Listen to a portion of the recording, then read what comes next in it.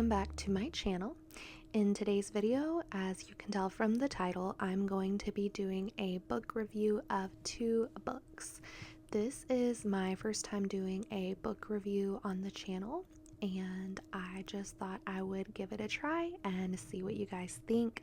If you enjoy this type of content, let me know down in the comments and I can definitely do more book reviews.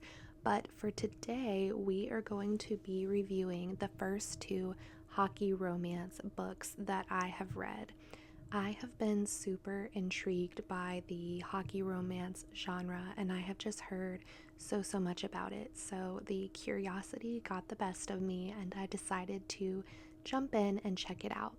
I read the first book in two different series and was gonna decide after reading both which series I wanted to continue with. So I have come prepared today, you guys. I have notes on each book. So the first book that I wanted to talk about is The Deal by Elle. I cannot promise that these reviews will be spoiler free. I don't really know what each person considers a spoiler. For some people, a spoiler could be what I would consider a minor detail.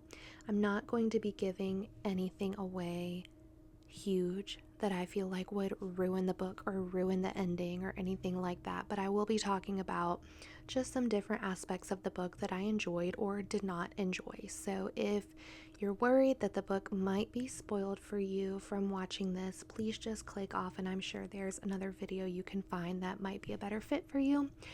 But I don't think I'm going to give anything away that should be too crazy. I said we're going to talk about first The Deal by Elle, and I'm going to put my glasses on. I'm sorry. I don't have my contacts in. I thought I could do this without my glasses because the ring light is going to glare into the lenses and it's super annoying, but I have to be able to see. So we have The Deal by Elle. So this is the first book in her series called Off Campus. This book is located on Kindle Unlimited, and on Kindle Unlimited it is 333 pages. That felt like the perfect amount to me. I wouldn't have wanted it to be any shorter. I wouldn't have wanted it to be any longer. I blew through this book. I think I read it in a day or two. Could not put it down. It was super bingeable. The tropes in this book are sports romance, obviously it's a hockey romance, fake dating, and then opposites attract. I mean, like I said, it's a hockey romance. I don't feel like the hockey played a huge role in the book. I was worried to read hockey romance as a genre when I first heard about the genre because I've never been to a hockey game. I don't know anything about hockey. I was worried that I would not understand the references being made to the sport. But if you are new to the genre, I definitely think this is a good place to start because I was able to keep up. I was able to understand what was happening, and I actually learned a few new terms related to hockey that I didn't know before. But the romance and the friendships and the relationships between the characters definitely takes a front seat to the hockey aspect in the book, I would say. This is considered a new adult romance, which is hit or miss for some people. The characters are in their early 20s. I think the female main character is actually 20. You know, the characters aren't super mature, right? They're college students, have some growing up to do. So if that bothers you, reading about characters that maybe are not fully mature or are still growing into who they are and things like that, then this might not be the book for you. I didn't find it to take away from the storyline too much, the immaturity of the characters. I wasn't bothered by their age like I am in some other books that I've read. I think I'm going to save my rating for the end, but I will tell you the spice level because I know that turns some people on or off from reading something really quickly. I rated this book on the spice level a 3 out of 5. It's definitely open door, descriptive, pretty frequent scenes, but the scenes are vanilla. You know, you're not going to have any BDSM or anything like that in this book, at least. I'm not sure the rest of the series, but at least in this book, I thought it was done really well. I didn't get the ick or anything from the spice, which happens to me a lot. I'm just going to tell you a little overview that I wrote that I feel like just sums up the story without giving away too much. So this story is a college romance surrounding Hannah Wells, a focused student and musician, and Garrett Graham, a popular hockey player. He's the captain of the hockey team. The two meet at a party, and after multiple proposals, Garrett convinces Hannah to tutor him. As hockey team captain, his plummeting GPA has him in danger of not being able to play. Hannah only wants one thing: to get the attention of her crush. Thus, the deal is born. After spending time together, Hannah soon realizes that the very experienced playboy Garrett might be the man she can trust to help her get some experience. She also thinks that hanging out with Garrett can bring attention to her from her crush, since Garrett is like the most popular guy at school. Their chemistry physically is off the charts, and soon they are staying overnight, both wondering what is happening, when they actually end up talking, cuddling, and binge watching a whole season of Breaking Bad. So that's basically what it's about. It's an alternating first-person point of view, which I know some romance readers really, really love that. That's my favorite type of romance. But yeah, that's basically what it's about. They're both in an ethics class together, and Hannah has just aced the latest exam and Garrett has failed. And so he kind of approaches her after seeing each other a few times at like an event or a party. He kind of approaches her and says, hey, we could help each other out. Like, if you tutor me in ethics and help me pass the class, we can fake date, go out together. It should get your crush's attention because everybody wants to date me. He's very arrogant and full of himself in the first part of the book. Hannah really doesn't know. She's not all about it. But then after they share a kiss and it's really steamy, she thinks that maybe he could help her in like a friends with benefits way as well. And that brings us into our trigger warnings. This book deals with the themes of SA. It is off page based on a past event. It also deals with self-harm off the page, physical and emotional abuse, and alcohol use featured throughout. As far as the essay, Hannah has some experience with SA in her past, and I feel like I could give away spoilers if I go any further into that, but essentially she is not able to achieve the big O ever since her experience with SA. And so she thinks that Garrett, because he's this ladies' man and he has this reputation of getting with a lot of girls, she thinks that maybe he can help her achieve that. As they learn to trust each other, that might be something she would be willing to try with him.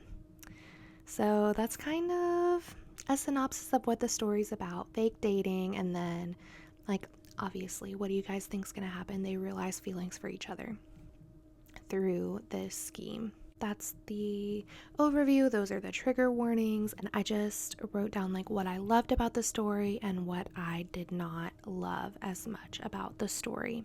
For what I loved the witty banter. The banter between Garrett Graham and Hannah Wells is unmatched. I mean, I never laugh in books. I might laugh in my head, but I don't laugh out loud. I was laughing out loud at this book. It had me kicking my feet, giggling. I know people say that a lot on BookTube, but I don't typically have that reaction to a book. That's a big deal for me. Banter was written very, very well between the characters. I loved the friendships between the guys on the hockey team. From what I hear, Elle Kennedy wasn't set at first on making this a series after the first book, but I'm so glad that she did, because I need to know more about these other guys on the hockey team. I felt like the side characters were well developed. They had their own kind of stories outside of the plot as it related to Hannah and Garrett.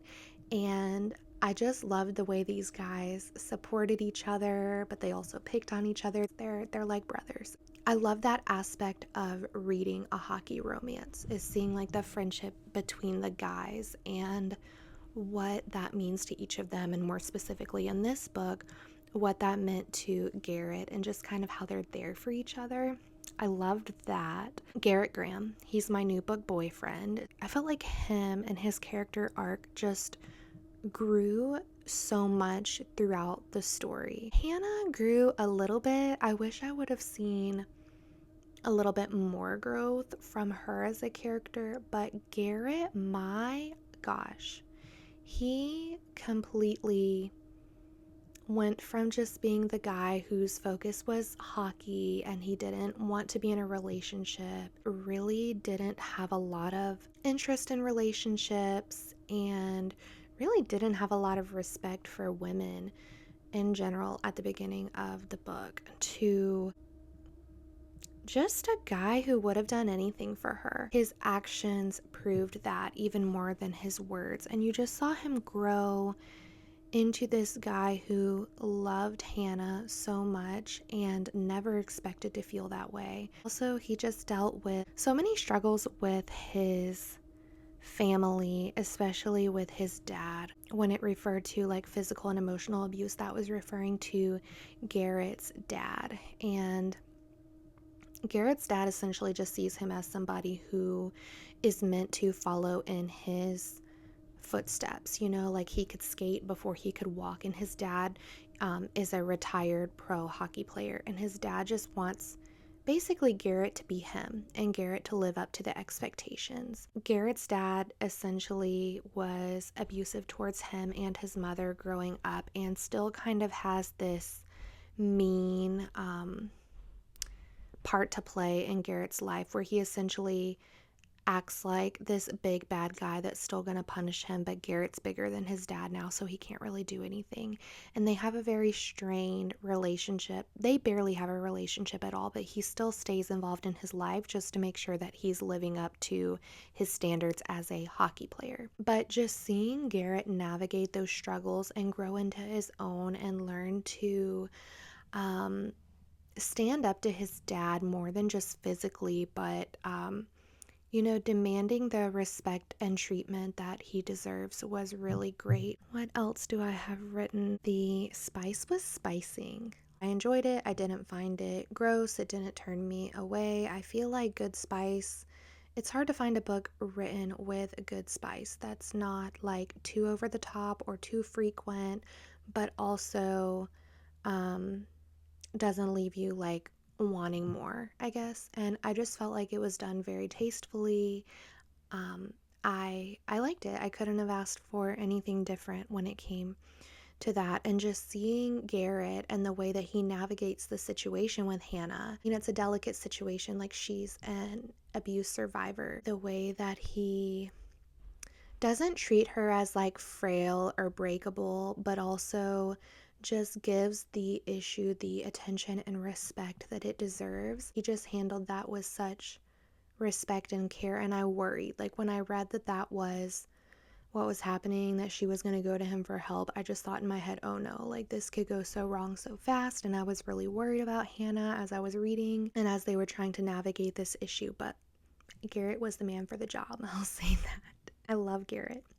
So, what I did not love, Hannah like could not let it go about his past, or was he gonna hurt her, or what was his true intentions.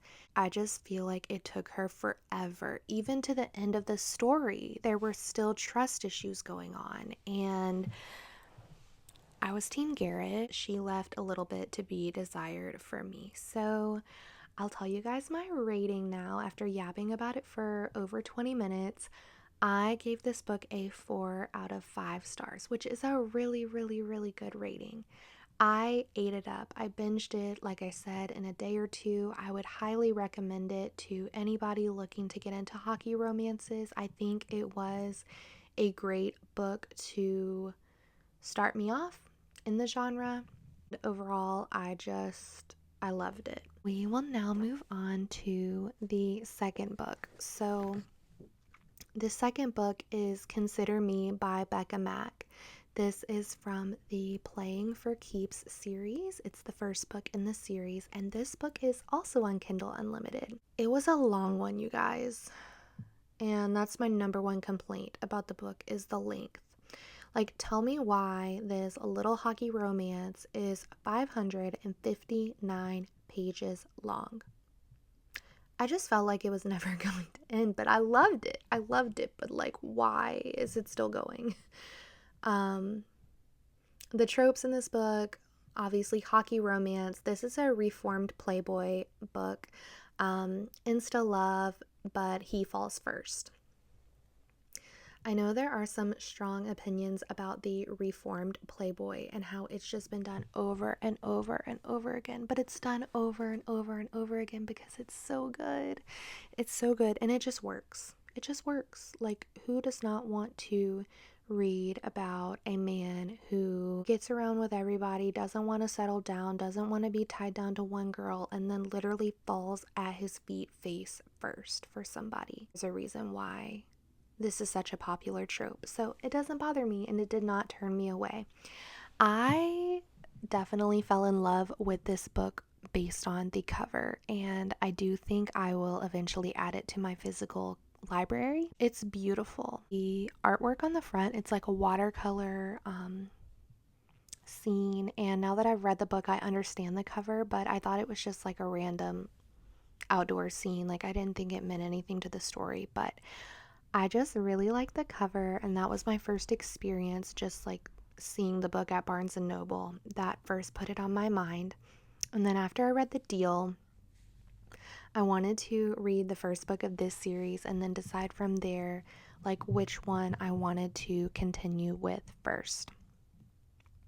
This book I also gave a 3 out of 5 on the spice level. I thought that it was very comparable to The Deal on the spice. It's open door, it's descriptive, it's mostly vanilla, but it was done well. I really enjoyed it. This book definitely has a little bit more like cheesy dialogue than The Deal, but it's kind of just what makes Carter Beckett. Like, he goes from being this playboy to being this like head over heels puppy, like pining, will do anything for this girl, and he's just there for being like the perfect book boyfriend. That leads us into the overview. Carter Beckett is in the NHL, and he's going after the Stanley Cup.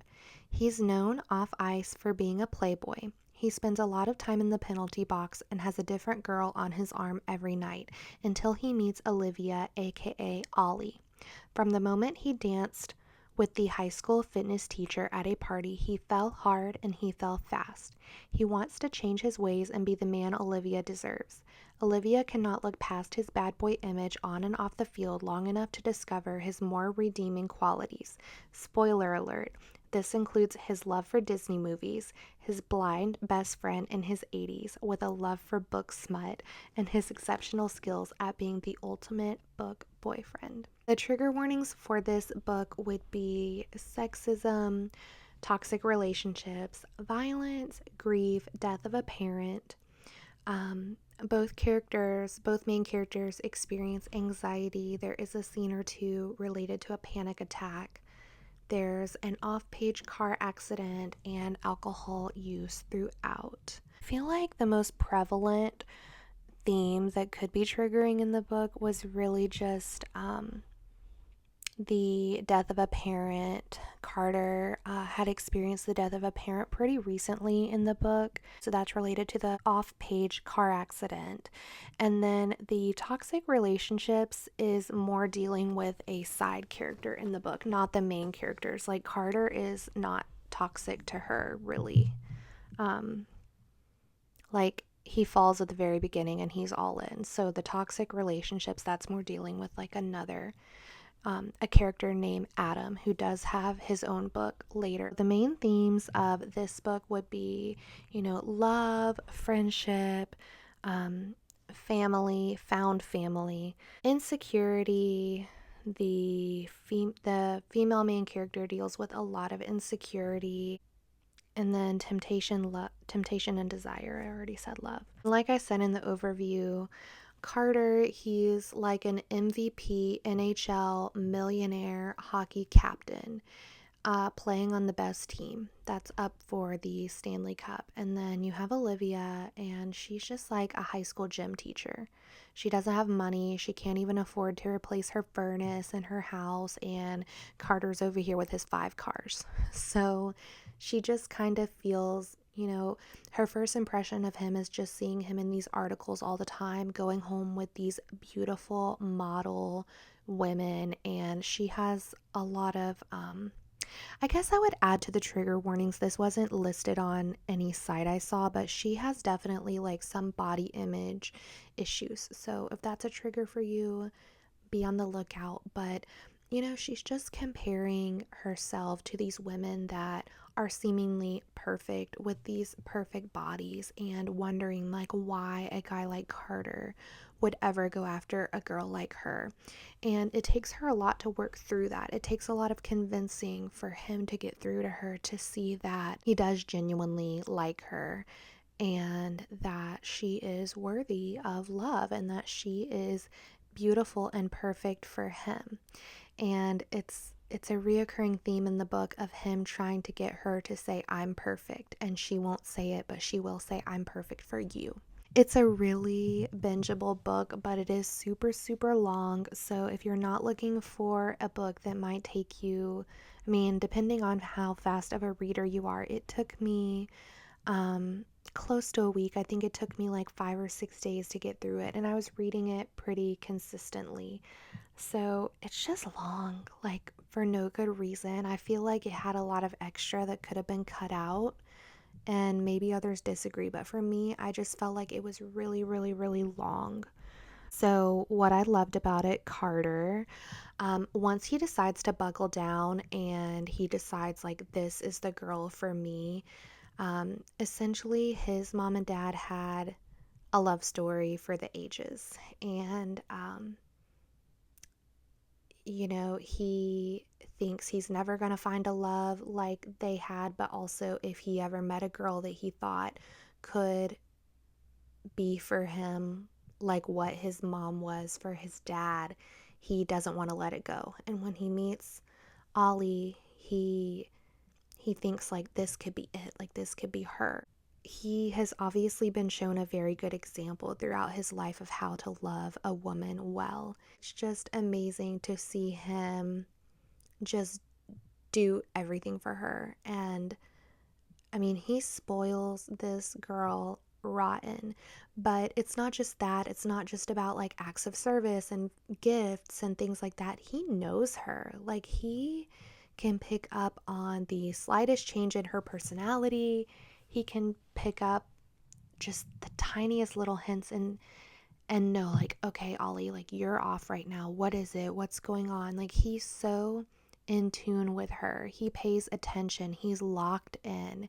And that was what I loved the most about him. He never made excuses about his past. He completely owned his past and realized that he was going to have to earn her trust. And that is why it's called Consider Me, because he tells her in the start of the story, like, I want to be all in with you. Like, will you please consider me? And he never feels sorry for himself that his reputation has been tainted by his past. He just knows, like, okay, I have work to do. And he's fully committed to proving to her that she's it for him. So, yeah, I loved it. I loved the side characters. Hank is his best friend. He's in his 80s. He's blind. He has the cutest little service dog that makes a lot of appearances in the book, and he's not very good as a service dog, but he has a big personality.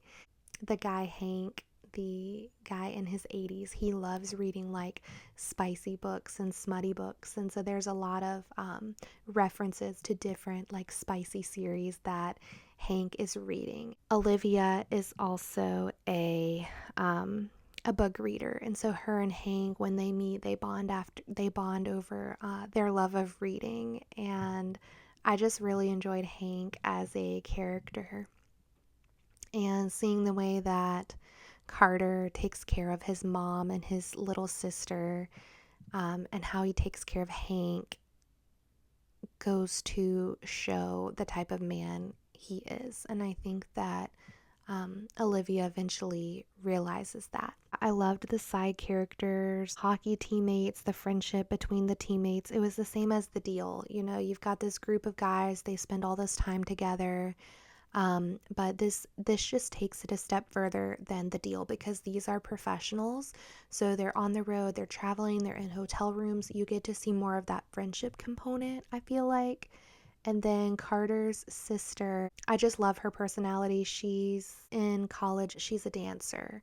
She just has a great personality. And I believe that one of the books later in this series features her as the female main character. So I'm excited to read her story. The romance, like I said, the spice was done really well. The banter was there. I liked the banter better in the deal because, like I said, in this book, some of it was a little cheesy. Like, Carter was so locked in on her that sometimes I was like, okay, this is a little ridiculous. Like, I still like a guy who can pick on the girl, you know?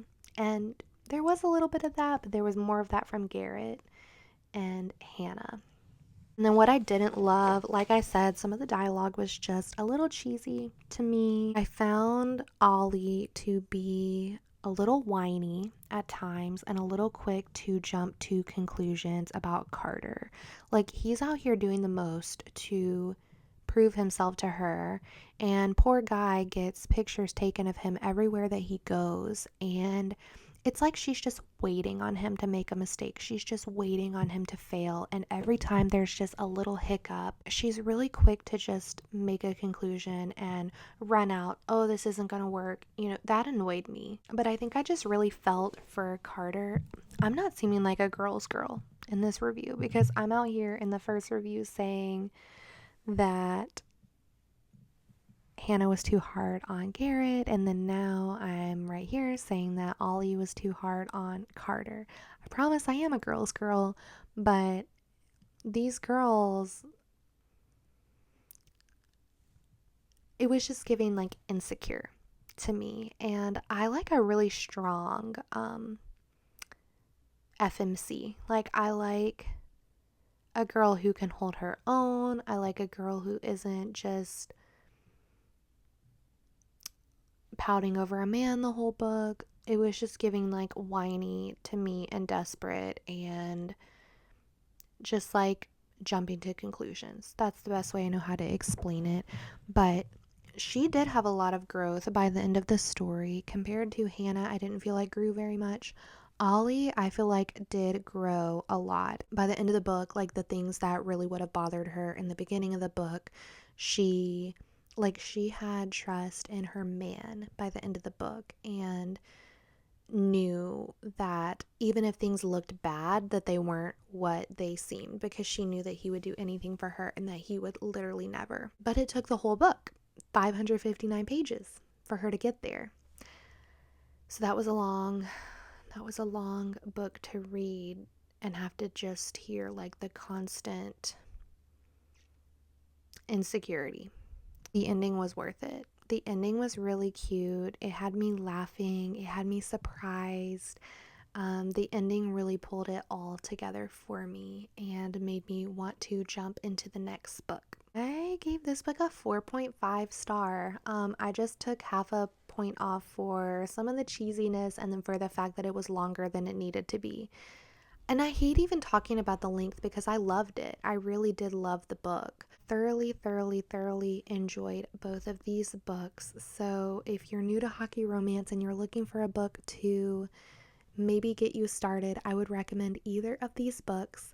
And if you have another hockey romance that you think I would love, please leave down in the comments a recommendation of another hockey romance. I've heard of Icebreaker, so I'm looking forward to starting that one. Any hockey romances that you guys think that I should read, leave it down in the comments. If you are still watching at this point in the video, please leave a heart down in the comment section so I know you watched the whole video. That just means the most to me, knowing that you guys stayed and heard the whole thing of me yapping away about stuff nobody cares about. Thank you guys for watching. Thank you guys for being here. Don't forget to give this video a like and subscribe to my channel, and I will see you guys in the next one.